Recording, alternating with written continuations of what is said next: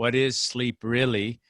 And doing the research on this stuff, I'm telling you, it blew my mind, because there'll be things that we intuitively think about sleep with regards to it actually helping for recovery, regeneration of the body.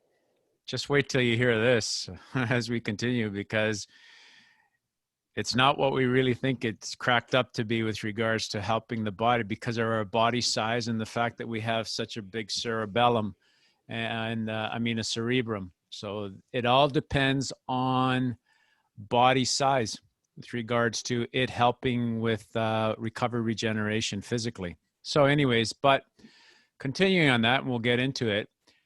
This is what Jimson had us do last time, which is very, very important, because I think it would be great for us to get back to this sort of little roadmap that Jimson had set up for us so beautifully. So, I mean, we've done technology. We've talked about EMS. That was Derek. Hydrotherapy, ice baths, contrast baths. That was Tim. And what else did we compress? We haven't touched compression, stretching. Who cares about that? Manual therapy. That's something we could look at. I know Tom did something. Tom's friend did on stress and meditation. Tom's given us some really good viewpoints on active recovery. So we've got several other topics that we can touch upon. Supplements is one thing that's very, very important. And Jimson sent me an article today about casein, which is the protein found in milk, and helping athletes recover and regenerate. And just wait, we'll come back to that topic later, because when I present to you what I found out, which blew my mind, it sort of changed how I'm looking at sleeping from a recovery, regeneration point of view. I mean, we'll still use it, but anyways, so what is sleep? I mean, this has fascinated people for as long as we've been on Earth. And I mean, to look at other animals, dogs, cats, and even us, and at some point we just have to, we're conked out, but and we sort of transcend into another realm, which is one of the best ways to say. But there's a really nice Irish proverb, and it's gone right now. It used to be right there, that recovery begins with sleep. So I think it's gone the way of the dodo bird. But, there it is. The beginning of health is sleep, Irish proverb. And this is what we've always believed with regards to why we sleep. Numerous studies have been done looking at does it help with recovery, regeneration? Or there's actually another phrase that I really like. There was a guy, one of the biggest names for sleep stretching or sleep therapy, sleep research, was a guy by the name of James Horn. And he wrote a book called Why We Sleep. And it's kind of funny that I've had this copy on my bookshelf for years, and I just started looking at it. But he refers to sleep as he's got another name for it, and it sort of made me think with regards to trying to redefine this thing we call recovery, regeneration. I think he calls it reiteration. No, that's not the word. It'll come to me. But anyhow, he's from Loughborough University, and I don't know if he's still alive, but he's one of the foremost authorities with regards to looking at sleep. And his theories are the one thing that sort of made me think that maybe I personally looked at sleep differently as well, with regards to what he's presented with the research. So, and Morpheus. Well, these are Greek words like hypnos, as you saw earlier on. Hypnos is hypno, which is, like hypnosis. That's the beginning of sleep. Morpheus is the god of dreams, Morpheus. And it's kind of interesting that morphine comes from that word. So it's the root word for morphine, and puts us to sleep. And but the whole thing about sleep is actually based on the circadian rhythm. That's just what you're looking at in Greek. So kirkadikos rhythmos. That's Greek, obviously.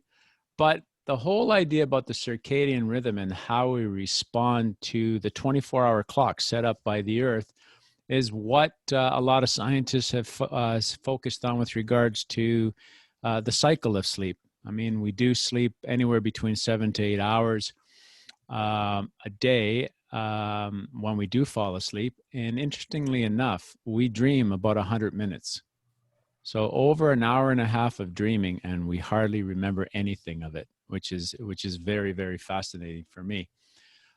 So if we're looking at the circadian rhythm on a 24-hour clock, what I found interesting was, let's say we start off at 6 o'clock in the morning, and that's the sharpest rise in blood pressure. So could it be because now we're becoming more active, getting up, moving around, and then melatonin secretion stops, obviously, because melatonin is associated with sleep. In fact, it's associated with the what's that little the pineal gland at the base of the brain, and it actually is synced with the light, and that's what the pineal gland does. They call it the third eye, and a lot of people who do mysticism look at the pineal gland as the third eye. And in fact, there were some studies that were done where people have gone into caves and spent several days in caves, and apparently that actually stimulates the pineal gland. And the whole thing behind the pineal gland is they say that that's the connection to spirituality. So now, and it's the melatonin is secreted by the pineal gland. So I found this kind of interesting, that bowel movement likely begins in the morning as well, because when you look on the other side here, bowel movement is suppressed before we go to sleep. And then obviously a high testosterone level. So we're getting ready for our activities, and high alertness. And here's the thing that I found fascinating with regards to sports, that our fastest reaction time seems to be happening, according to this thing, that scale that I've found, is around 3:30 in the afternoon. And then it says here, greatest cardiovascular efficiency and muscle strength is around 5 o'clock. So I don't know if you guys have had personal experiences with all that, but what, and for instance, coordination as well, is it about at 2:30 in the afternoon? So what is it about this that, what is it about this that fascinates me the most? Is why is it that, is it in the early or late afternoon that according to this thing we become more physically active? Anybody want to take a stab at it? It's called TV revenue, and that's why all the primetime sports are between 9 and 11 p.m. And Good that's one. why all. I'd say it's the time you go out and find your dinner, like prime. Well, Like that's the time you probably caught what you were getting at that time. you know what's interesting about all that stuff besides prime sports, which I agree, which I agree with the Jimson, it has to do with protein and protein intake. Here's the kicker, guys, and this is what James Horn brought out that blew me away. He says recovery regeneration of the body actually happens in our wakeful state. When we are awake, that's the time that the body recovers and regenerates because of the food we eat. When you eat protein, you know, that makes more of a concentration or a reserve of amino acids are now dumped into the blood system. And then the blood system will use the amino acids to from an anabolic point of view. And the interesting thing about the anabolic point of view is it requires a lot of energy. So keep that in mind. It requires a lot of energy to process protein or make protein. And then obviously the breakdown of protein, and what happens then is that as it breaks down, it becomes uric acid or uric acid, and it gets extruded from, peeing. But it seems like at 12 o'clock or 1 o'clock is when we have our, for lack of a better phrase, probably one of the biggest meals of the day. So is it because, and it's within the span here that about 3 or 4 hours later is when we've had a lot of amino acids in our body, which maybe allow us to be able to,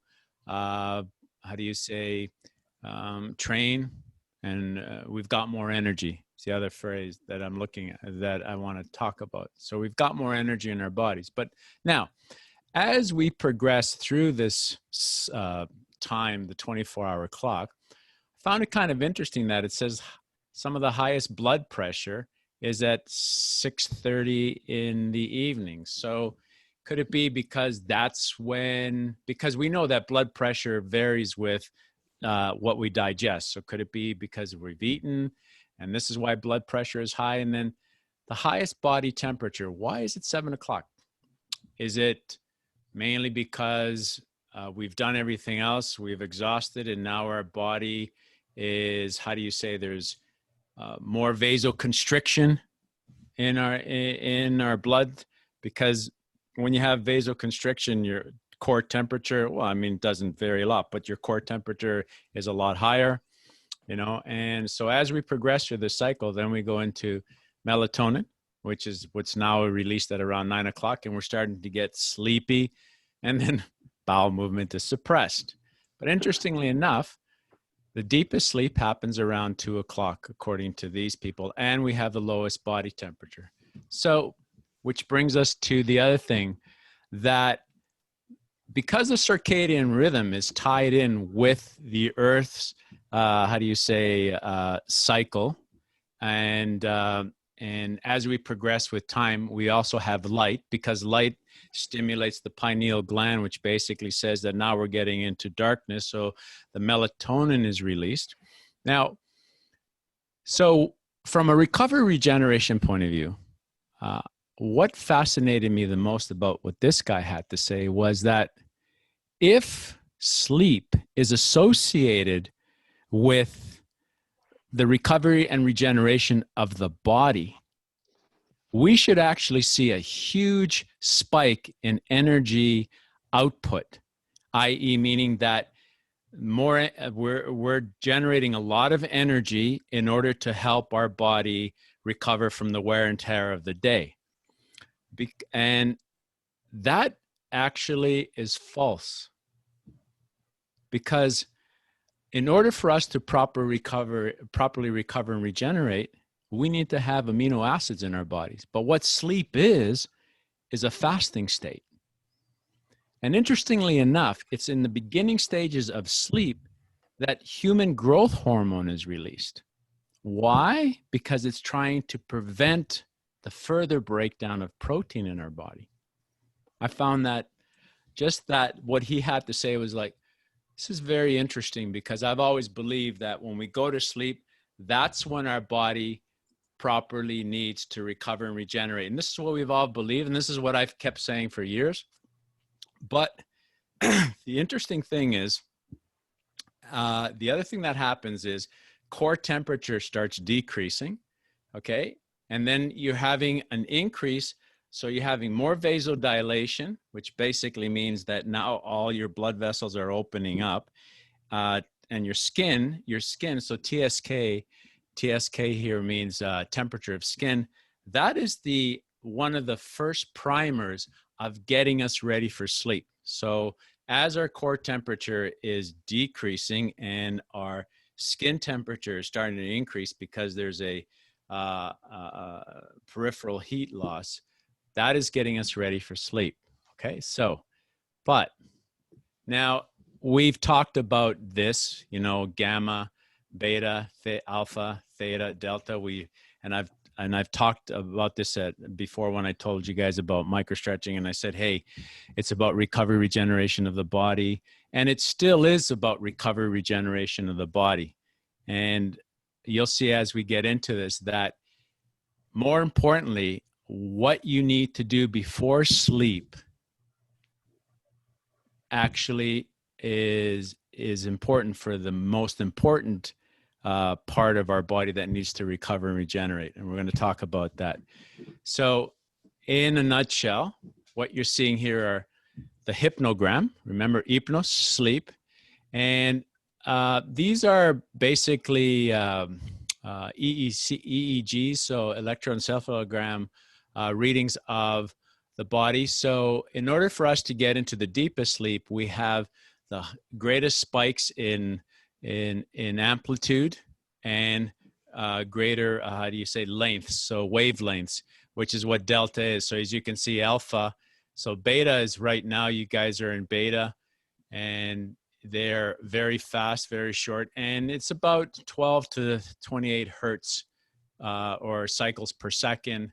But as you progress to alpha, which is about 12, and then theta is anywhere between 4 to 8, and then we get down to delta, which is less than 4, you can see that the wavelength is bigger.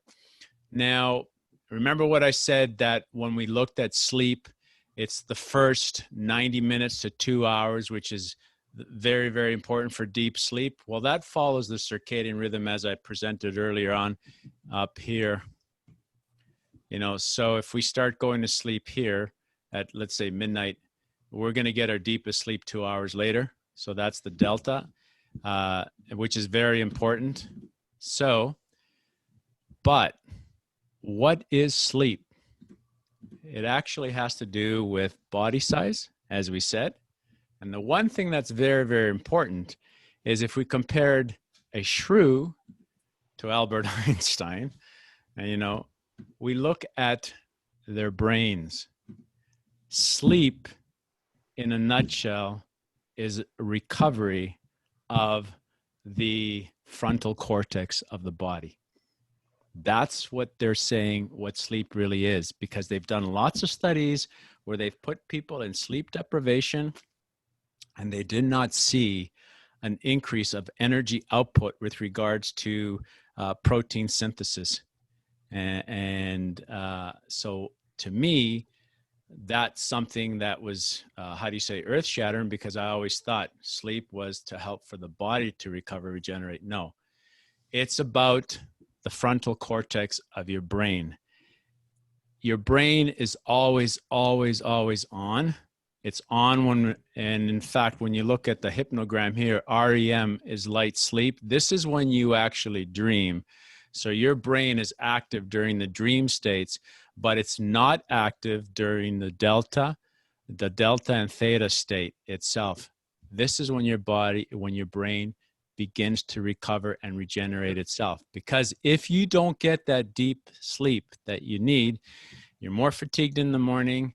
You can't, they've done some studies where they looked at people's ability to retain, that's diminished. Their abilities to think, that's diminished. And interestingly enough, when you actually have diminished sleep, it actually increases your chances of developing diabetes as well. So could it be a hormonal shift that's happening as well? That's something that I'm looking into further on. But now, why am I presenting the shrew and the human brain? If you look carefully, this is the frontal cortex of the shrew, and this is the human brain. So as we evolved, as we went through the evolutionary chain, and we developed bigger brains, we are basically less reliant on, in the case of the shrew, it's olfactories, it's a sense of smell. You know, they have a really good sense of smell. We don't have that. This is our olfactory bulb. So we rely more on processing information about our environment. So we need that sleep in order for this to actually recover and regenerate and allow us to be able to carry on our activities when we're awake. So how would we tie this into techniques? And remember, I used to say you need to stretch, micro stretching before you go to sleep. I think what it's doing more importantly is it's priming our bodies to get into deeper sleep in order to help the frontal cortex of the brain to recover. Otherwise, it'll never get that rest. So this is what they're calling the importance of sleep itself. And I hope it enlightened you guys like it enlightened me. Any questions? No, it's very fascinating. Because Jimson, coming back to casein, Jimson sent me an article. Thanks, Jimson. Jimson sent me an article on casein and increase in performance in athletes. And as we said, casein is a milk protein. Now, if we go back to what I've just presented, casein is a protein. They're going to take it just before they go to sleep, which basically means now the body is also having to break down that protein, which may give it the energy that it needs. Now, and that may be the reason why they're actually, it helps them perform when they wake up or during the next day. Now, I've worked with several bodybuilders, and I don't know if you guys have. Oh, and then the other thing I failed to mention is with the shrews and mice, they wake up in the middle of their sleep to eat because they themselves need the protein to continue their recovery and regeneration of their own body. I found that mind-boggling. So that's why if you look at their cycle of sleep, their sleep patterns are very truncated, very short. And they'll wake up in the middle of the night and nibble on food and go back to sleep again because they need to keep up that protein intake to help their bodies recover and regenerate. So from that point of view, if you're looking at an animal like a mouse or a shrew, their bodies, when they're sleeping, that's when they recover and regenerate their bodies themselves. For us, it's about our brain. So now I was talking about bodybuilders. I had a lot of my friends that were bodybuilders, and they used to tell me that they would cycle, I don't know, throughout a 24-hour period, these guys would eat 6 to 8 times a day. And I kid you not, they would actually wake up in the middle of the night and eat a chicken breast and go back to sleep again. So based on what James Horn has been saying with regards to his research, could it be that these guys sort of figured out a way that I need to get more protein in my body because it's only when you have that protein in your body that you're helping the body recover and regenerate? I know marathon runners who sleep, say, 10 hours a night. They wake up after, say, 6, 7 hours, eat a snack, and go back to bed because they eat the calories. There's no way they can eat all the calories in a given day, so they have to do it at night. But that's another story. But I mean, could that be also that that's one way of them continuing some recovery regeneration with regards to helping deal with the physical wear and tear that they had throughout the day? Yeah, probably. You know? I think with casein protein, it's a slower breaking down one. Mm-hmm. Ways quicker breaking down one. Mm-hmm. So one of the things that bodybuilders have done in the past would be way pre-exercise, way post-exercise, casein before you go to bed, because the theory being that it broke down slower. And some people would even use goat's milk for the same reason, because goat's milk would like form in a clump in the stomach allegedly. I say allegedly because this is all bro science. And then because it was a clump, it would break down slower. So the idea is that because you don't want it to be available in amino acid pool quickly like you would pre-training and post-training, you use that different protein at a different time. But I mean, the thing, like I've often said for years, that sleep is for recovery regeneration of the body, but it's kind of interesting that after reading this guy and doing the research, it sort of made me think differently. And so now, having said that, part of the thing that we have to keep in mind is, and I didn't get into more of this research, is how the hormone is affected.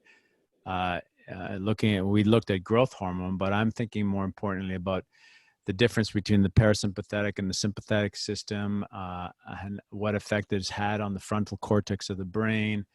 But what I've often, and I will continue to maintain that we do need the physical ability to help our bodies recover and regenerate, which is what we've been talking about all along. But it could also be that timing of that recovery regeneration is very important, which may, and this is why I've often said we need to microstretch before we go to bed, mainly because it may be a way of calming the body down. Because the one thing that stimulates the sleep as well is a decrease in body temperature, right? As we alluded to earlier.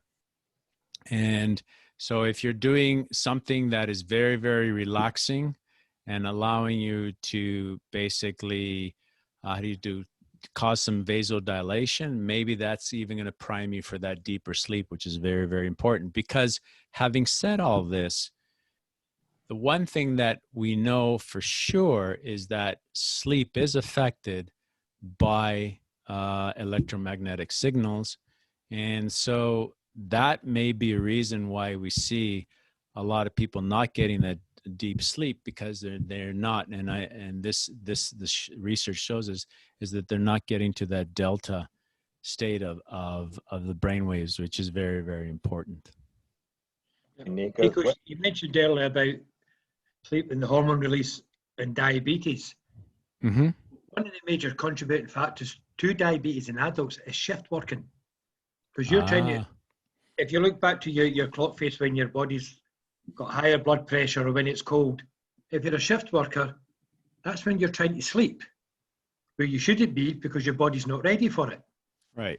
So Speaking as a 30-year experienced shift worker who has type 2 diabetes, and so now I only do early shifts, I don't do night shifts, and it's helped with diabetes. Because if you're coming, say getting in the morning around 8 a.m, right, that's when your bowel movements most likely, but you're trying to go to sleep. You've got higher testosterone, but you're trying to get to sleep. Then you're going into high alertness, but you're trying to go to sleep. So it's a nightmare. So your body isn't responding, and it's not, as you're saying, regenerating, no recovering, because all this is going on in the background, and you're trying to get to sleep, which is the opposite of what the body naturally is trying to do. Yeah, because you're actually not following the proper cycle of the light and dark, because that's what stimulates the pineal gland, is the change in the candles, the intensity of the light itself, which is very, very important. I mean, honestly, I looked at this and it sort of made me rethink about when I present the part about sleep and how important it is. It sort of made me rethink that what I need to look at and what we need to look at is how can we help our bodies prep our bodies best for getting that deeper sleep, which is one thing I've always said about, when I've often said you need to do this before you go to sleep. But interestingly enough, according to Horn 2, it's during the wakeful state that our bodies truly recover and regenerate. So maybe introducing stuff that Tom was talking about from an active recovery point of view, because one of Tom's biggest what is the word I'm thinking of? His biggest be not nice. focus. No. I am trying to be nice. I'll be nice. Besides his bad teeth, I mean, just Joe. Ooh, the British people. There we go. You've been so nice for so long. It's he's trying to get across the fact that he's trying to limit the amount of recovery that the body needs to do through what he's introducing. Hi, isn't that nice? That's very nice. See another thing on this clock in the research here, Nikos. Yeah. You've got your highest body temperature between 1800 and 2100 hours, 6 till 9. Yeah. Is that not when you're sitting in your lounge, in your front room, with your heating on, had a cup of coffee, had a cup of tea, had your dinner, so the core temperature's risen, you're sitting there watching the TV? Definitely. But, then is it also because if you think about it, I know most of us, a lot of us train around mid to late afternoon, begin early evenings and stuff like this. So is it then that when we have our big meal here, that it's also the fact that the protein is being broken down and which may account for the higher temperature. We're having more of an anabolic, because I said the anabolic effect is it requires more energy from the body as opposed to the catabolic. You know, because as I alluded to earlier on, we would have thought that when we sleep, that's when we're going to see a higher energy output, because that's when the body is restoring itself. You know, so is it also even simpler in that by 5 in the morning is the lowest body temperature? Your body has to build up heat, knowing that in sleep it's going to lose that heat. Mm-hmm. I mean, it's, you know. But part of that lower body temperature at this time here is because body temperature also allows us to become alert or not. So when we hit this state here, is it because we're getting cold, and coldness might be a way of alerting us to start waking up? Right. Yep, definitely. As a practitioner who used to do that, we called it the witching hour, 4 o'clock in the morning. And it's definitely when you feel chilly, you could actually get goosebumps. You stop being hungry then as well, because you're cold, and then you became exceptionally tired. But it's quite funny. Gets ready for the 9 a.m. instead of Abba's afternoon delight. I guess that's maybe late breakfast or brunch. That's the best time. I remember working. Let me ask you this in view of what you've presented so far. Right. How successful or futile are the efforts we go to if we're going to compete in a completely different time zone? You know, we start to change workouts and try to sleep at the projected time where we're traveling to. Are we in fact kidding ourselves, or is that not as successful as we think it is? That's a good question, and I don't have the answer. I mean, again, our body. What's interesting about our bodies is they develop this internal clock. Like, honestly, I can go to bed and I'll be up at 5 o'clock, no matter what time I go to bed. If I go to bed at 12 or 1 o'clock, I'm always up at 5. So that's a really good question.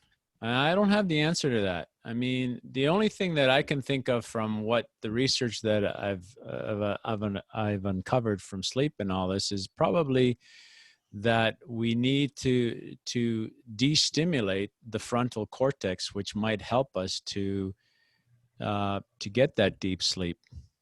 You know, but according to what this guy said, the recovery regeneration, the physical recovery regeneration of the body happens when we're awake. You know, so what we need to do, like, what are we doing to help continue that, like, from gentle movements, gentle stretching, proper eating? Because remember, the one thing I used to say is that we don't want to stretch immediately after an activity, but one of the things we want to replenish is the glucose and the glycogen and probably the protein itself, which, because our body's already broken down and there's a lot of wear and tear in there. So we want to build that up. And the brain is always on. I mean, the brain is always on. It's always active. Do you know that they did studies with rats that if they kept the rats, get a load of this, keeping the rats alive for 14 days, they actually died? Mm-hmm. Keeping them awake. Awake. Yeah, 14 days, they die. And in fact, there is a human condition where some people can't get to sleep and their bodies begin to break down. Well, that's... Yeah, high school students that are academically challenging. No, I mean people that have died from lack of sleep. Yeah, well. We had one of our guys do that because he couldn't adjust to shift work and he just stopped sleeping. Yeah. And then for some reason he stopped eating as well, and as you say, he was only about 34. Really?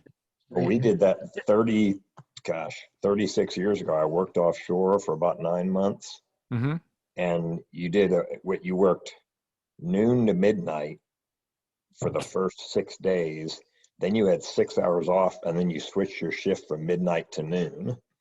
And after a couple of days, you just couldn't sleep at all. And so at the end, you went home, and it took a week to just recover and then go back. And so it was the short shift. You worked 18 out of 24 hours, but you also then flipped to noon to midnight to noon completely, and nobody could sleep. Wow. And it didn't matter how hard you work, how much you ate, how tired you were, you just couldn't sleep. Yeah, that's because seeing this top from noon to 6 o'clock. Because I tried it when I was shift working, when we did 8 hours. You try to sleep till about 5, 6 o'clock. You never can. And as it's saying here, because your best coordination, your fastest reaction time, so you're most alert there, even subconsciously when you're trying to sleep. You just can't sleep that length of time that you need to do night shifts. That's why you're always tired when you're doing night shifts. Hey, You actually Nico, want to sleep what till about- about 6 o'clock, but you just can't. Yeah. Because what about, you mentioned this about electrostimulation or things, or magnetic waves things. What about the research and the accuracy of the, you've got the cell phone right next to the bed emitting things, and some people say that's garbage. Some people say, no, that interferes. I mean, where do things really kind of stand on that? Well, that's an interesting thing because it's all on waves, and, you're right. Some people say it's garbage. Some people say, no, it's legit. But I think if you have something that emits a stimulus, a wave, because it's a microwave itself, and the brain functions in waves as well. Could it be that it's affecting the synapses within the frontal cortex? Because I have talked to some people that basically say it's bollocks. But most of those people that say it is bollocks is people that actually work for cell phone companies, and they do a lot of research based on cell phone stuff, But I personally think that, and this is just personal experience. I was at a friend's place in Vancouver, and she had her modem in the living room, and I thought to myself, okay, let me do a little experiment. So I left the modem on, and I woke up with a headache. So I said, okay, for the next 2 days, I turned the modem off.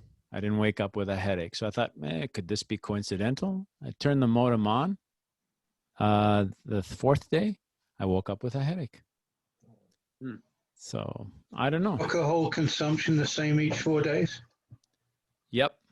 Okay. Definitely.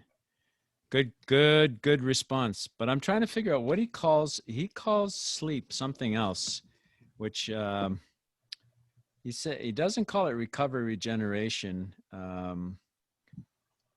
Restoration? No, not restoration either. I don't know. Like, Right, so we don't need another term. Sleep does a lot of recovery. Oh, here it is. regeneration. It's called restitution. Restitution. Restitution sounds like paying the piper, which I guess it is. For everything you've done in the day, you gotta.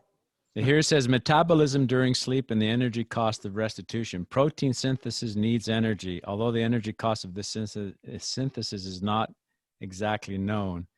In relation to the resting metabolic rate, it is estimated that protein synthesis makes up at least 20% of this level and may be as high as 40%. When we sleep, metabolism falls by about 9% below that of lying relaxed but awake at night and in the same state of fasting. This drop is mostly due to sleep and is in addition to the roughly 15% fall in the circadian rhythm of sleep, of resting metabolism from average daytime values that occur at night, whether the person is awake or not. So it's just fascinating. Did So you guys, come across any? Sorry, Tim. Go for it. No, go ahead, Tom. Go ahead. I was just going to ask if Nikos came across anything to do with serotonin and how that ties into this. I actually didn't get into that. I mean, serotonin is very, very important. I could talk about serotonin and psychedelics, but I'll have the police officer arrest me. It hasn't happened yet. Not yet, but I'm not stepping foot in the UK, that's for sure. No, I haven't looked at it, to be quite frank, but I found it kind of interesting that growth hormones, they have an increase, like as you start sleeping, and it's only within the first 2 hours of sleep that you see a spike in the growth hormone. And could that be that it's a protein sparing activity? Because even though we are sleeping, what? It's sort of taking the place of the fact that you're not absorbing the protein. Exactly. So it's actually helping keep your protein in check, so you're not losing anything while you're sleeping. Because I mean, it is, The other thing that I found fascinating is, I mean, if you really think about it, sleep, is it, you know, a hibernation? Are we hibernating? But according to this guy, we can't see it as hibernating form itself. But he does go on to say that sleep is actually a fasting state of the body. So when you look at fasting and you look at decreases in certain hormones in the body itself, testosterone is no. I think does fasting help increase testosterone? Because that's another fascinating topic we should talk about, is this whole thing about intermittent fasting. You know, people who are fasting for 18 hours a day and they only eat 6 hours now. And the idea, when I used to do this, the idea for me was, well, I'm fasting for 18 hours and most of it is taken up by sleep. So 8 hours of that is sleep. So then I thought, oh, this is really fascinating because I'm actually helping my body recover and regenerate. But according to what this guy is saying, you are not doing any protein synthesis when you're sleeping. So, or when you're fasting or fasting and sleeping. I wonder, because you maybe know this, you may not know the answer, but you may know if there are studies of this, but I wonder about not just someone in a coma for a good bit of time, but maybe like even a medically induced coma for 2 or 3 days in cases. I wonder if they've done studies of what happens in terms of brain activity, and that obviously, you know, all things are different in terms of you know, protein synthesis, things like that, and they're supplying nutrients through IV. They are supplying nutrients to the body. Right, but I'm wondering about the brain activity in that, what the difference is, because you said, I mean, that's the closest thing we know to like hibernation of an animal like a bear or other animals for several weeks. But that would be interesting to see. Either in a coma because of an accident or a medically induced, you know, for 2 or 3 days or 4 or 5 days. So the answer to that would be, the answer to that might be, let's look at the environment. So in a hospital, they're trying to keep your body core temperature at a certain temperature, okay? Depending on light itself. So even though you may be in a medically induced coma, or you have a coma, your body will still follow the circadian rhythm that's inherent in all of us. So that's a good question, but I'm thinking that if what this chart says is true and what has been researched, then I think that the brain itself and the activity itself may be alert throughout the day, and then it'll go to sleep, or it'll shut off because it needs to shut off.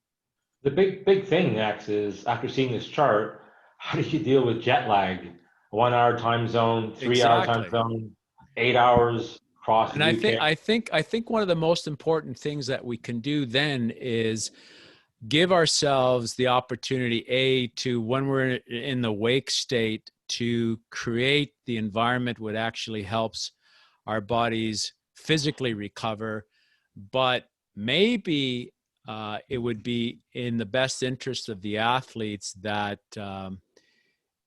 they do something that may be meditative, in a way of trying to shut down the brain. Is the only thing I can think of, Jimson.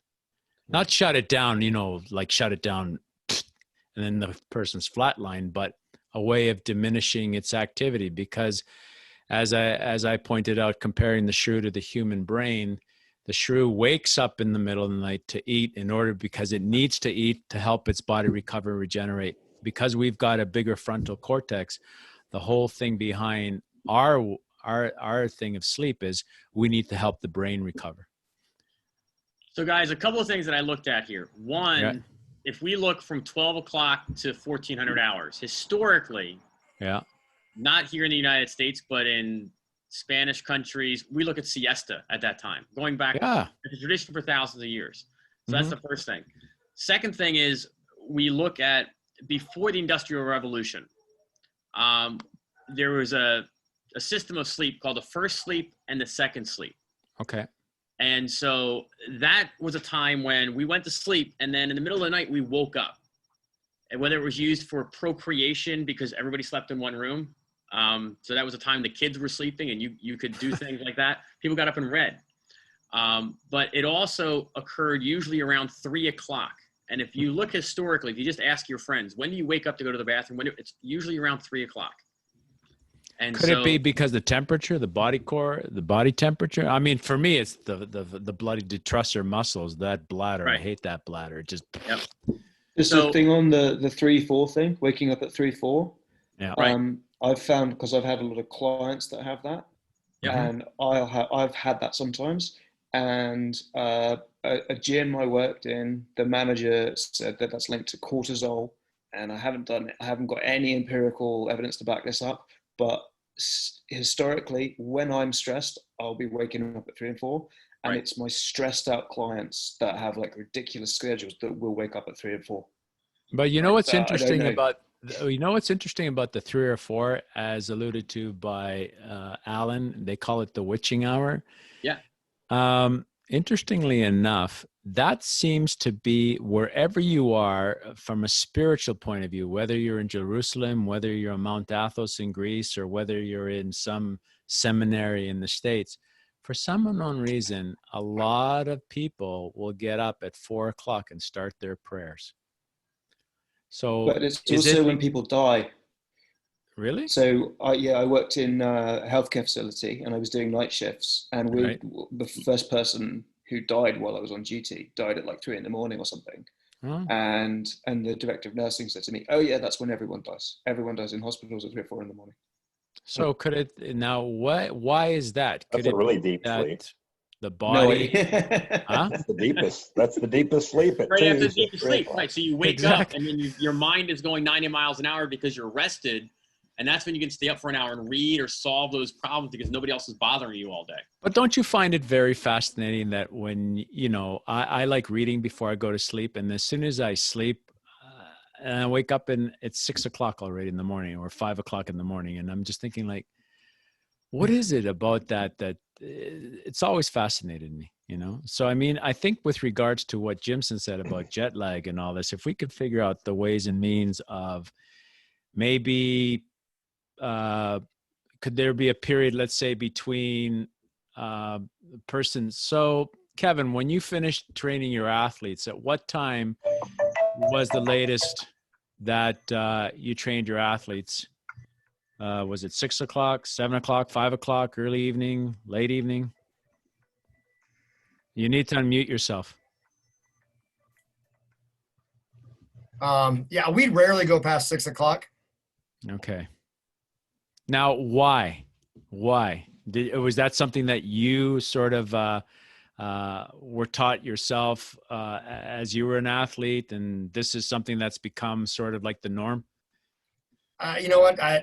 I don't know that there's any other reason other than it just, like everything else we do. I mean, just kind of fit the schedule, afternoon practices, morning classes, it just kind of fit the schedule.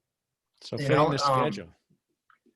But now, looking at some of this, and going back, and I've been just kind of, this has been really good, but thinking back through the circadian rhythm that you got up there, that kind of thing. And, how light, literally kind of turns things on and off.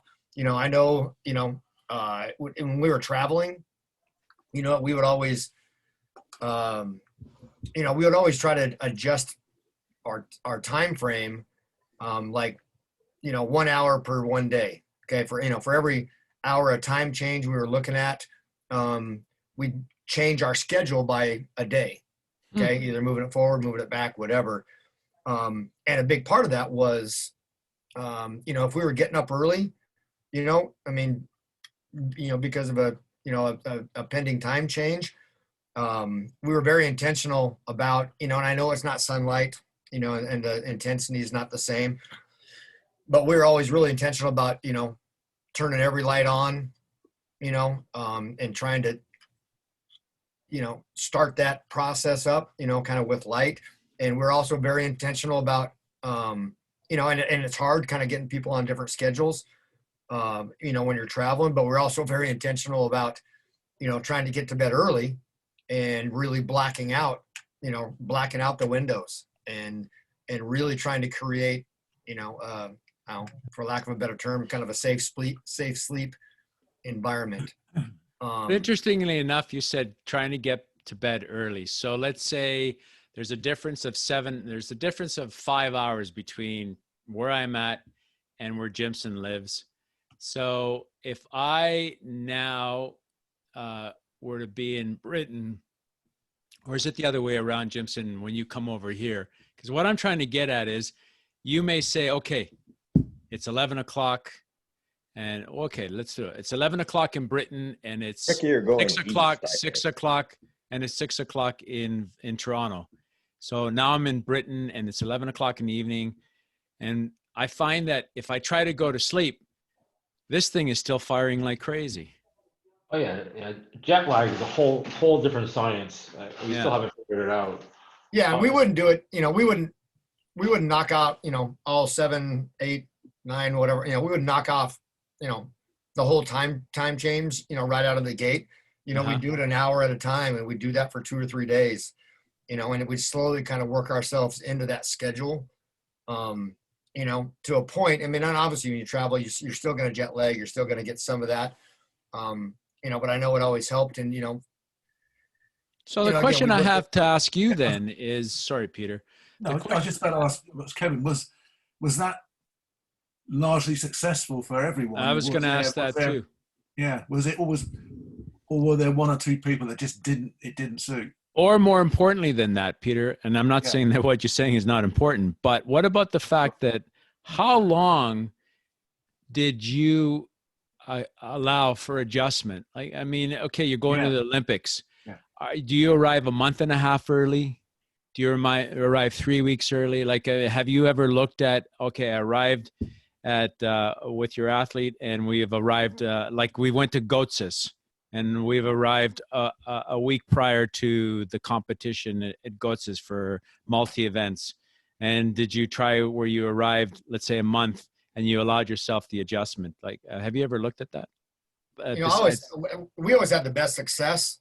And again, it all depending on, everybody's schedules and what they have going on. But, the more important the competition, I think the more important it is to get there as early as reasonably possible, and I think there's a nutritional component to that, with different foods, even if you're trying to stay as normal as possible, there's still going to be differences in food, and then the sleep thing. And, so, the sooner you can get there, I think the better, but there's also, there's schedule conflicts that you need to get addressed. Obviously there's financial, issues that need to get addressed. But going to the games, I mean, I think every games or world championships I've been to, we were there no later than 3 weeks prior. You got training camps sometimes more. Yeah, one of the things that certainly changed in the UK, and it may be true with the US in recent times, is there's been holding camps that are similar climate or time-wise from the actual event, and they'll spend anything up to a month in a holding camp before going to wherever the games or championships is in the last week. Well, here's a question. I mean, if you look at, okay, this is going to be stupid, but I'll make the analogy. For instance, steroids.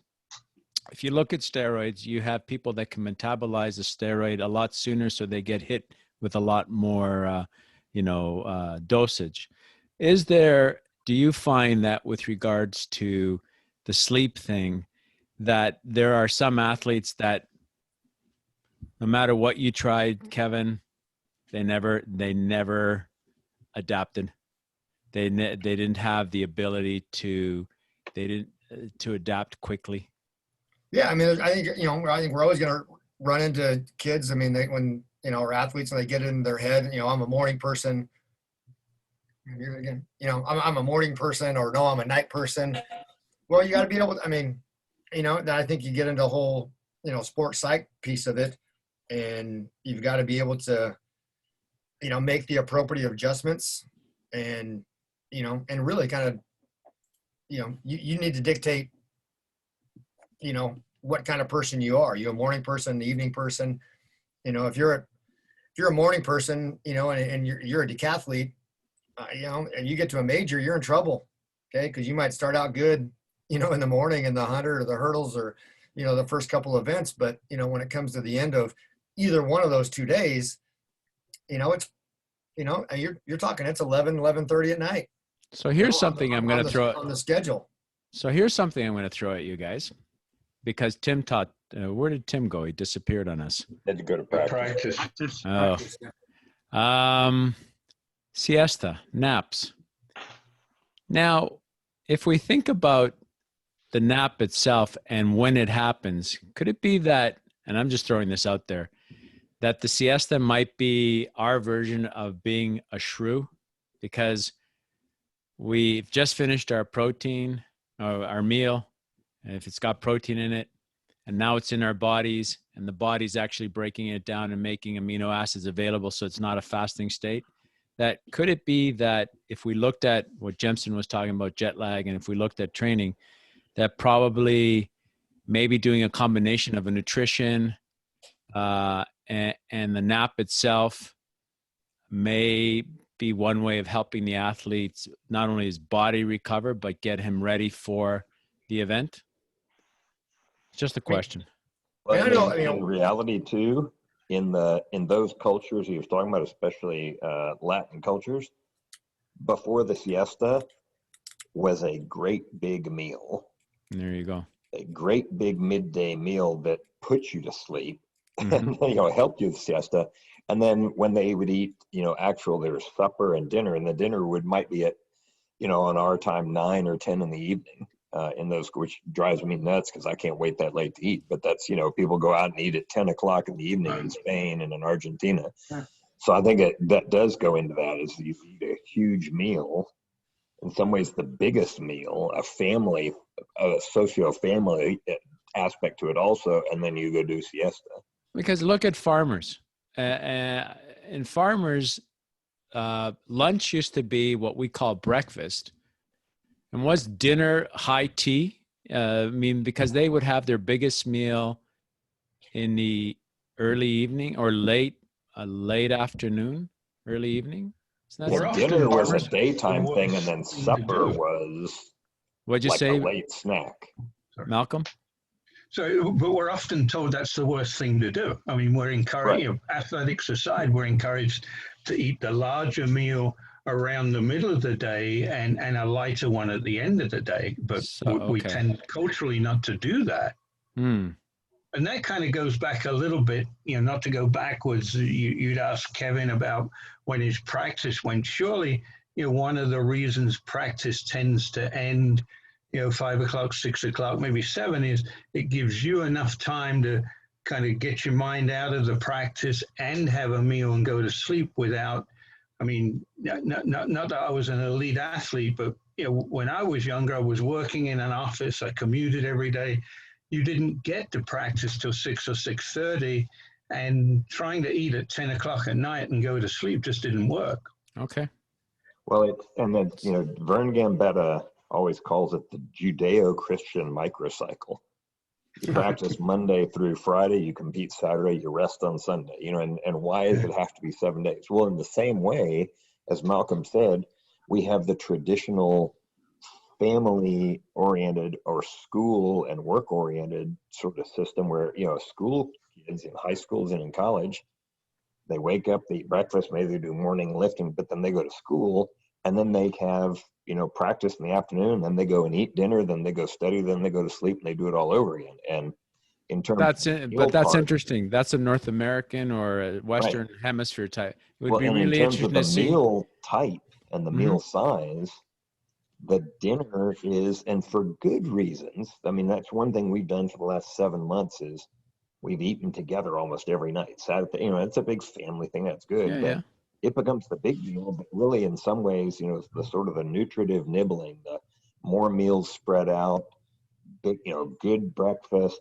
bigger lunch, not as much at night, snack before bed, and snacks in between, healthy, there's a better way to do it. But in some ways we're tied to this the sociocultural model that kind of, we skip breakfast because we're too busy.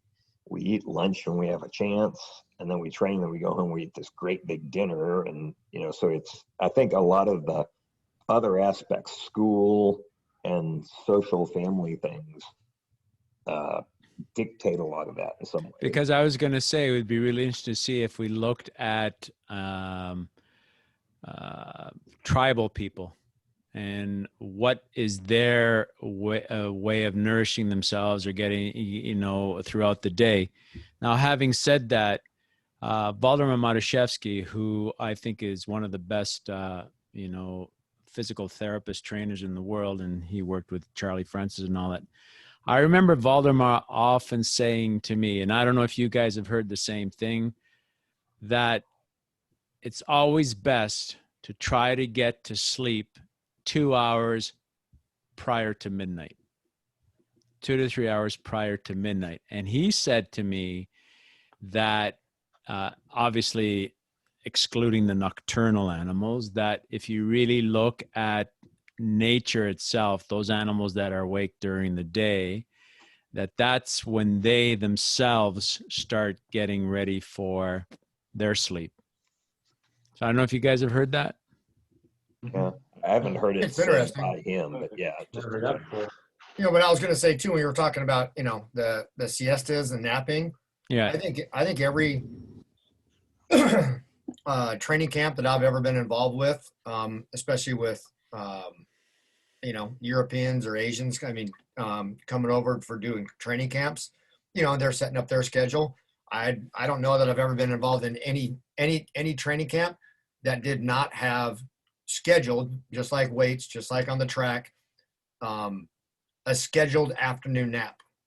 That was part of their schedule. It wasn't, let's take a nap because we have downtime. It was actual, you know, the afternoon nap was a part of the training program. Hello?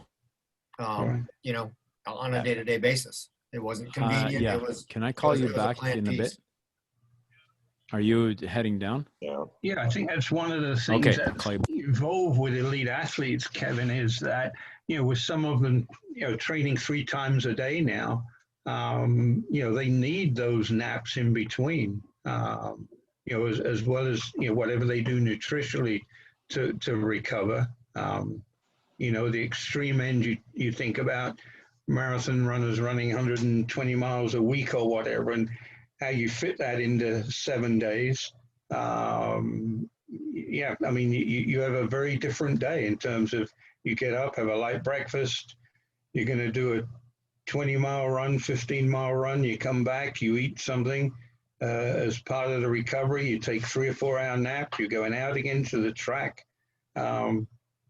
Yeah, that's the way of life at the elite level, which is reflected in the training camps you mentioned. So it would be interesting to say that could we then define nap as sleep, or can we define nap as something else? Because obviously people are eating and they're going to sleep and they're going napping and they have food in their bellies. As opposed to when we go to sleep, which we've got that 8 hours or 9 hours of fasting. Over this area in the 70s and 80s, it was a German football team, as in proper football, played on grass, real football. Yeah, you mean soccer. Round ball. Yeah, the original. It was them who did the afternoon nap or sleep. And similar to your first slide again, the first 2 hours are the best recovery, they said. And that's why they always insisted. And they're the first ones to do it. You come in after your own breakfast, do your first training, you had your lunch at the club. So they could dictate how much protein, how much carbs. You got your lunch at the club and then sent home for a sleep. And then all the British footballers just thought that was alien to them because they all want to go down in the pub for lunch. You wonder why Germany won so many championships in the 70s and 80s, because they were streets ahead physically. It's as simple as that. So I think now instead of napping, as you say, Nikos, it's that magic 2 hour deep sleep to recover. And they find that with a nap to refresh. And with a nap, for some unknown reason, your body, I don't know about you guys, but when, let's say I'm in front of a computer, I've just eaten, and all of a sudden I get that wave of that deep sleep, even though it's 20, 30 minutes, I feel more refreshed. So what is it? Could it be that I'm going straight into Delta? I have no idea. I find sleep very, very fascinating myself. So, and especially like Jimson alluded to, I think if we could figure out the ways and means of putting together a protocol that could help with jet lag, that would be the lack of a better phrase, the holy grail. As long as it doesn't involve magic mushrooms, I'm willing to partake. Or traveling with a policeman. Yeah. Hey, what's wrong with that? No, I'm really glad that I took upon doing this sleep thing, and I hope it actually gave you guys a lot of information and food for thought. I would say it's the one so far that at the end of the presentation and the session, it's still the most open-ended. Yeah. We haven't come to any actual solid conclusions of, this is a better way to do it. Let's try that. Research, isn't it? No, big time, yeah. Here's something I'd throw in as well.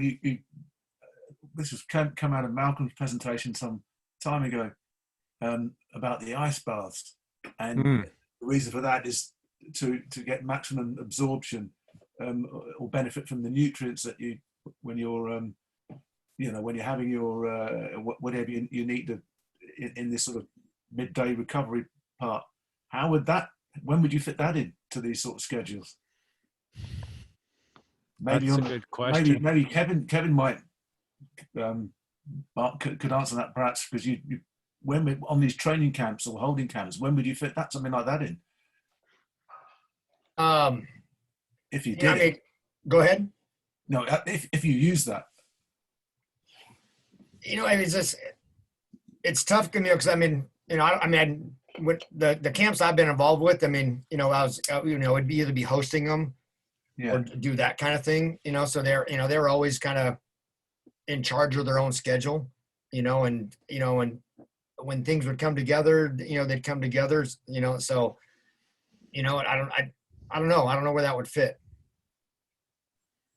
I think the research that we need to be useful, as you said several times, Nikos, who's going to get elite athletes, who's going to find the elite athletes prepared to take part in some research. That's never going to happen. Where it could happen.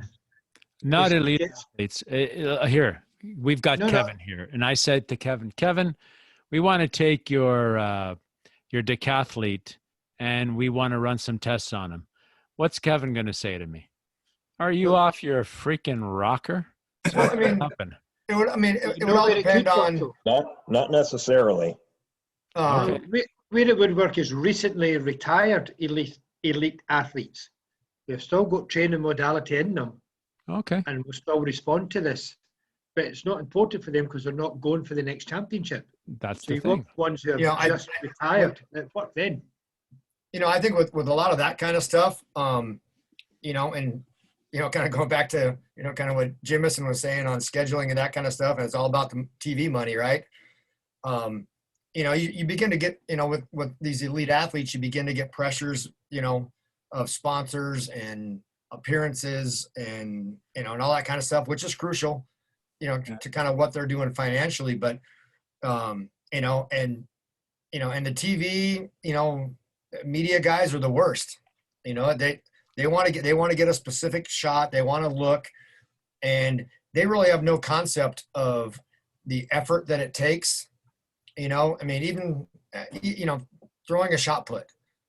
Just let's do it again. Well, and all of a sudden, you're at 50 throws. Because they're still trying to get the exact look that they want, or a long jump, and and they just want to keep going and going until they get what they want. And no, you really have to put your foot down and say, no, this is the time we have. You're going to listen to me. We're going to talk about efforts, or you're going to talk about testing. you know, it's important. Again, it all goes down to communication and, you know, being involved in some different testing and that kind of stuff. You know, it was actually, I mean, a pretty good effort of, okay, what do you want to do? What testing, you know, what are you testing for? What are you looking for? And then, you know, moving backwards a couple of weeks from that and building that testing and the systems that they were, you know, going to be taxing in that testing effort, and working it into the overall training plan, you know, and not just, hey, you know, come down to the Olympic Training Center tomorrow and, you know, we're going to do some flying 30s, or we're going to do blocks, and we're going to hook you up to all these modalities, and we're going to measure all this kind of stuff. No, that stuff needs, you know, a couple, 2, if not even 3 weeks plus of planning.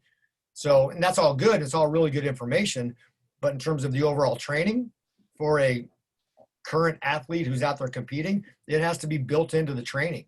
And I actually concur with that. But the thing, I think what Peter was trying to get at, is the fact that one of the biggest issues is when we're doing all these studies, like I did my studies as well when I did my PhD, all our athletes were recreational athletes. There is no way that I could take 5 or 10 high-level athletes and use them in my study. That would never happen. Yeah, no, I mean, that would definitely be difficult. Yeah, I think there are 2 things here, though, aren't there? What you would want for research, and I'm sure there's probably times when Kevin would like things tested. Oh, for sure, that's different. I agree with you. There are 2 different things here. Max VO2, you know, 1 repetitive maxes, force plates. Yeah, that's what a coach needs as information for their athletes. But I think what Peter was alluding to was doing some tests, like doing some studies, clinical trials, you know, randomized clinical trials. You will never get 15 or 20 high-level athletes that are competing to do those studies. That'll never happen. It'll never happen. You could. Isn't it a question of training age? Because with the issue is with a lot of studies is someone will do a study and they'll go, you know, we got 10 university students in their first year who weren't very sporty. So they're a blank slate. They're very trainable. They have limited athletic experience. We got them to use kettlebells.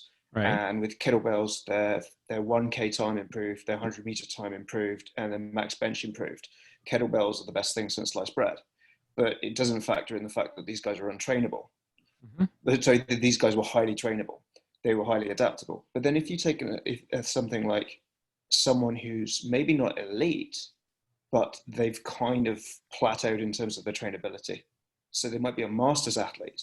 And then if you consider that these masters athletes all improved their time by half a second with this modality, it's still, yes, they're not elite, but like if it's a biomechanical principle underpinning it, or if it's an energy system principle underpinning it, it should work with elites. It should, but I mean, when you're looking with elite athlete, and I agree with you, but the thing becomes, what happens is a lot of studies are extrapolated to include that this is what potentially could happen at that high level. So it's an extrapolation, which is something that we sometimes have to be very careful when we do design these studies and we get our results.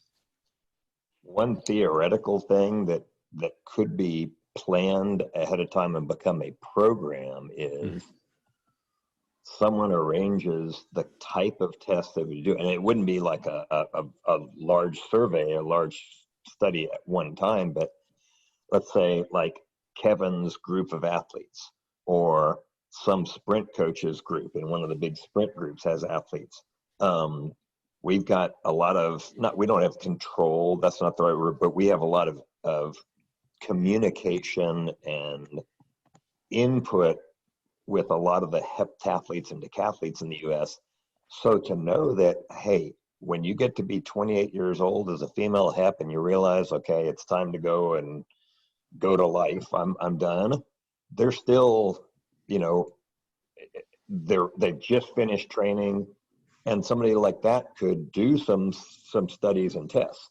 somebody in a sprint group, 31-year-old sprinter finally decides to retire. And, the coach says, well, let's get you and do these. So it's different, I know, but you could do, 2 or 3 athletes over 4 or 5 years with the same kind of tests from the same group that were trained, that were in their 20s, early 30s at relatively high levels, sub-elite or elite. It would take convincing somebody running a training group of the value of this for future. It would do setting up properly, but that's something like, Kevin, do you agree, like with our heptathlon decathlon group, that's something could Trey Hardy, when he finally hung it up, he might have been too beat up to want to do some of the stuff, but you could train you could test some pretty good athletes upon retirement at that right little window. Yep, so say, yeah. For the sake of bettering their event and bettering the coaches and future athletes, which in decathlon and tathlon, there's a lot of that sort of camaraderie and probably would be interested in doing something like that. Oh yeah, point. No, and to get those kind of results, that probably is your best, pool of information would be, guys or girls that are interested in doing it, a year post competition. You have a group, like a training group of sprinters or the decks and heps, where you say, hey, this is what we're working on. So in the future, when you're done, we may pitch this. So it's something it's something to look forward to as, hey, when I do retire, I can actually help be involved. So it's not something you spring on them all of a sudden at the end. Mm-hmm. Well, that would be interesting if you can get Felix or what's her name, Alicia. Is it Alicia Felix or the other guys? See if they would be interested. Again, but the issue then becomes when they're looking at retirement, are they willing to, go that extra mile? Well, it could be part of the looking at high-level sprinters, they're going to want to know how much they get paid for it. Decks and well, that's another thing. Decks and Heps would do it. They're kind of the blue collar. They do it for the good of the sport. You get sprinters and jumpers and hurdlers. They want to know how much you're paying them, probably. Oh, okay. But anyhow, yeah, no, I agree with you. So, conclusions, because Alan said this is the most open-ended. So I think from a pre-sleep scenario, probably create the best situation where you're relaxing the body, because as we said earlier on, or earlier, like many sessions ago, that we're looking at an interplay between the sympathetic and the parasympathetic nervous system. Sympathetic, you're always on, your neural system is always active. So probably presenting a way where you're starting to activate the parasympathetic, which we know is the healing system of the body. Maybe doing something physical to activate the parasympathetic prior to sleep may be a way and a means of being able to get into a deeper sleep earlier on, would be one thing to look at. The other thing would be looking at active recovery, which Tom's talked about earlier on, and when to use the active recovery throughout the day, because according to this guy here, it's only during the wakeful state, which involves nutrition and supplements, that we actually help the body recover and regenerate. Maybe introducing modalities, I'm going to say this, like microstretching, because you're trying to remove tension in the body itself, and allowing the joints to move in an easier manner. So you're removing tension, compression. You're trying to give back balance to the body itself. There would be some things that I think we could look at confidently. Here's a little personal thing from last night was the best. Here's the thing. Every night I drink a little water because it's hot in here, and I put a full glass, this glass full of water next to the bed. So when I wake up at 11:30 and have to go to the bathroom, maybe I come and drink a couple of sips. And then I wake up at like 2:30, I come and get a couple of sips. And then I wake up with my alarm at 5:20. I get ready to go to practice. I eat a little, drink more. Now, true, yesterday, but last night was the best night's sleep I've had in months. And I woke up this morning and didn't really remember that I hadn't woken up, but I looked and the glass was completely full. And that's when it hit me. I didn't wake up at all last night. Now, two things. One, I've been doing for several days, like deep breathing through the nose in and out when I get in bed on purpose, as Cal was talking about, Tom's talked about, you've talked about. And my wife says in the middle of the night, she may wake up and I'm deep, heavy breathing with my mouth. So I actually taped my mouth closed a couple times and had hell getting to stick them off. But I didn't have my mouth taped closed last night. I did the breathing with the nose. I was more worn out last night than I had been in weeks. I had a long day yesterday, so I don't know if that's part of it too. But I had a full night's sleep, and I also forgot. I woke up at like 5:18, and I was like, okay, I wonder what time it is. Like, shoot, did I set my alarm last night? And I walk into the bathroom where my phone's charging, and I hadn't set my alarm. It was set for 2 minutes later, but I woke up at the right time, feeling kind of refreshed. So I think partly it's the breathe. Partly I was really tired. Partly I'm doing the breathing, but literally that's the first night in months I haven't woken up at all. And I woke up on my own at a time I wanted to, and I felt good. Deep breathing is parasympathetic. Right. We know that for sure. And that's why I've been doing it, because I know in the middle of the night at some point I shift because I wake up, my throat, my mouth is dry because I shift to my mouth without trying to. But last night it was great. So no, I mean, I really enjoyed this session, guys. It was a really good session. You know, it's almost that time for us to vamoose, because I can see Jimson's getting his ready, getting his frontal cortex ready for sleep. Now, having said that, well, yeah, it's late there. Having said that, it's 9:30, right? 9:30. Yeah, nearly. Yeah, and you know, you guys are based on this. Where is that thing that? Yeah, we got half an hour to get to sleep. Yeah, that thing. Here we go. So you look forward to 10:30, because that's when your bowels stop moving. But now so getting back, bed by then. Yeah, but getting back to Jimson's thing here. So thanks for reminding me. Who was it who mentioned about Malcolm? It was Peter who talked about the hydrotherapy. That Malcolm did that as well, and he answered the question about ice and nutrition. So who wants to take on one of these talks here? I can. Jimson, sorry, I was just going to say, Jimson, do you want to do tempo running as active recovery? It's part of running. I mean, it's maybe for your distance, you know. I could do some on tempo. I know supplements is something I like to do, but that'll take more than one session. There's a lot of supplements out there. If you want to hear about supplements, if you want to hear about tempo, let me know. You want supplements? Make it supplements, yes, supplements. What was Richie was going to say something there, wasn't he? I was going to say I am like loaded up and like I'm getting pulled 10 different directions in the next few weeks. So I wouldn't be able to do a whole lot of research, but I literally, if somebody talks about compression, elevation, and Normatec and clothing, things like that, I can add like about 10 minutes of personal experience with me and with athletes. Good and not bad, but like, okay, no big deal, but some good results and things. I don't have time to like do a bunch of research on that, but I could throw in something like that at some point. If somebody else wants to do something, I can add a little sort of. Well, okay. What about this? Sorry, Jimson, I'm going to put you on the spot twice. Yep. Jimson can present tempo running, and you can present on, your experience with compression and elevation, Richie. Okay. Yeah. Now let me double check this. I'm looking on my brain for next week. Oh, next Wednesday looks good. Oh wait, why didn't this show up? You know what? I think I have to put the thing in. I think I had it set. This is when it was supposed to end because I just picked a date. I'm going to re-extend my Zoom. So I'm going to put it right in here. So next week works well.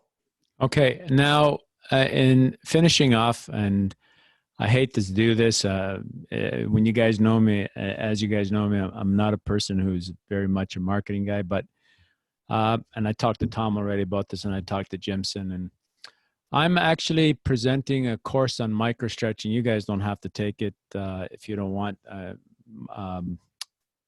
Tom's taken it already, but I'm presenting a course on microstretching on November the 28th, which is 2 days after American Thanksgiving.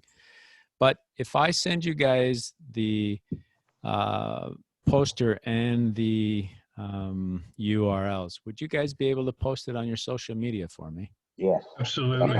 Oh yeah, no, for sure. Yeah. That would be Kevin great. and I know some good physios that work with USA Track and Field, and they might share it around too, and some of them may be interested. Yeah, That would send be- those out, and I'll like personally send it to a few of them, and they can kind of get it out into their channels as well. Oh, thanks Just for doing that. Sorry. you get CEUs for them as well. So if you know anyone that got a top up like a NSCA thing Needs or it, an NASM, you know, they might as well do it. You know? Okay, no, thank you. I mean, I got to thank Tom and Jimson, because I asked them, would it be fine for me to sort of ask you guys, and thanks for doing that. So I will get that stuff to you guys, if not today, tomorrow for sure. And I was also thinking, you know, this is what we're presenting as a group is just amazing knowledge. There was a guy named Jay DeMayo out at University of West Virginia, I think it is, or Virginia. And he had podcasts. And in essence, this is like a podcast. I think it would be great for us to sort of think about putting something together as our, you know, a manuscript or something. I don't know what you guys think. Well, definitely. Yeah. Good. Good. Just one thing. Yep. I've talked to Tim about it, but I'm going to do a symposium on drills. Okay. Perfect. Nikos actually suggested using this platform to host it, but obviously everyone here is welcome. It would be great to have any of you on there. And I'm also eventually I'm going to be doing a symposium on throws and then jumps as well, which all of you would be very much welcome to as well. I've been doing a podcast designed for strength and conditioning coaches who've just graduated, and it's called 10 Things I Wish I Knew 10 Years Ago. I've had a look at when I looked at the diagnostic warm-up videos you put, the 6 videos that came up. Okay, cool. Yeah. Did you have a listen? Yeah, I did, because it was. I mean, there's about three videos. There's one's about an hour and something long, and is that the one? There's a few in there still being edited, because I try and edit myself out, because you guys know how boring I am.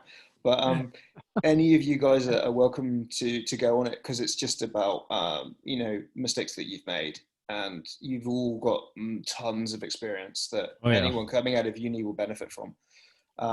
But you're all welcome. Anyone who's keen to do it is more than welcome. But the other thing I was thinking is I would love to do an interview with Malcolm, Peter, and someone that Peter is coaching. Yeah. Which would be like a kind of a lineage of coaching, and I don't know. But those are just some ideas that I've been like throwing around in my head. So you're all welcome to join in on any of these things. And the other thing I want to add too, guys, is, I mean, I love this group. This is the core group. I know Joy's not here. Tim's not here right now. This is our core group, which has been really great. And I know I've said we should try to get out there. So should we take the plunge and start advertising this on LinkedIn to bring more people in? What do you guys think? Or just leave it like this? I think at the moment, I'll be honest. I'll be honest. After the first 3 or 4 weeks, I didn't keep posting it on the Facebook pages for our 2 big things there. Okay. Because I got busy with it. Yeah, that's fine. You know. Okay. Can I make one, not to get off the subject, one other suggestion? Mm-hmm. Without getting away from the subject areas here, whenever we've got a quiet week, assuming we get one and not got a presentation, whether we consider what part changes in recovery practices have had on this present track season, short as it is. We've seen, you know, some athletes who we thought would have a good year, given the restrictions, who stunk the place up. And we've seen a multitude of world records and performances we could not possibly have guessed at. And I'm wondering out loud what changes may have been forced on people in terms of their recovery. Maybe they haven't run on tracks, they've been running on grass more. Maybe because they didn't have as many competitions, they've had a longer build-up. But I just from a performance point of view, given the knowledge that we have here in the group, I thought it might be worth a discussion. Oh, I think that's a great thing. Very good Because, one. I mean, that's a really good one, Malcolm. And because if you really think about it, there hasn't been as many competitions. Well, now we're talking track and field, obviously. And the thing is, a lot of these athletes, like you said, they may be training on grass. I know for a fact when I was working with Newcastle United in 2005 for a bit of a stint there, that's when Adidas, it was Adidas, or it was Nike introduced the boot. Notice, Alan, I called it a boot, the football boot. And they basically got rid of the studs and they introduced the blades, and they called it blades.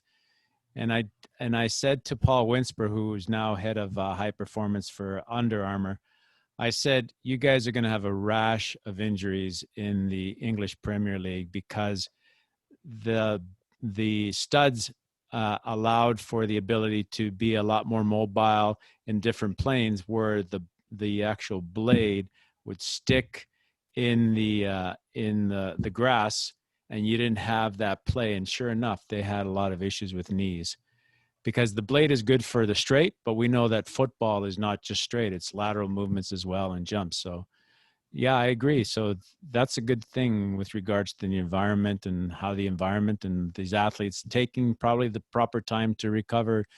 So then the real question becomes, which we know it's all run by monetary stuff, is what is the ideal amount of competitions for the body to handle on an annual training plan? Event specific. Yeah, depends on the event. Yeah, the event specific. And even athlete specific. Yeah, Sure. That would be a great topic. Male to female as well. Yep. You notice all the world records that were set this season were all in distance events. None of them in the short sprints. Oh, but have you noticed? Set 300 meters. My mind, Alan, was, these guys have recovered more.